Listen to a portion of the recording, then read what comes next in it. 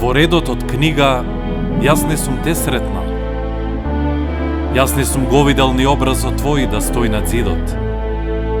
Но прв пат те сетив во сказната чудна на дедото мој.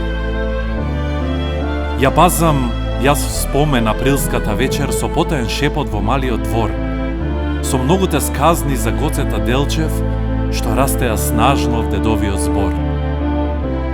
Минуваше тогаш 38-та година, кога во доцниот час го кренаа тате, кога јас му носев во затворот ручек со залипнат глас. И знам таа вечер, крај тревата мека ти, дедо, ми раскажа еден расказ долг.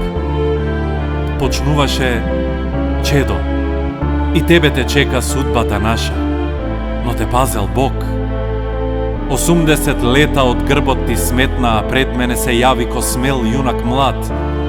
И видов сал солза во око ти светна, и видов сал здивна низ нестивнат јад. И слушав јас, слушав за судбата наша, на маките робски бескрајниот ред, за нашиот народ што сеедно праша дал еднаш ке има слобода и леп. Јас слушав и прашав: зар ова сето е на вистина така? Зари домот мој на другом опаѓа? Зарем не е светот создаден за сите, за радост и бој?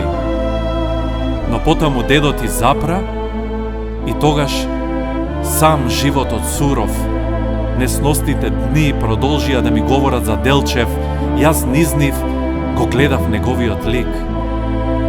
Тој, ликот на Гоце, се вееше гордо на знамето наше во тешкиот час.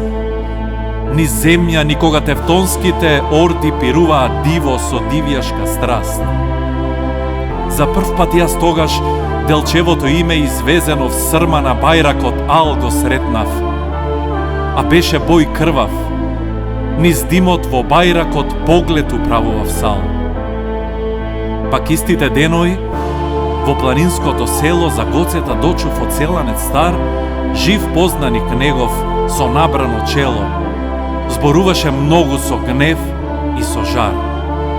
Од расказот негов за личниот орел, сал едно се вгнезди во споменот мој. Сакајте го Гоце, тој за вас се борел. Тој за вас го даде и животот свој.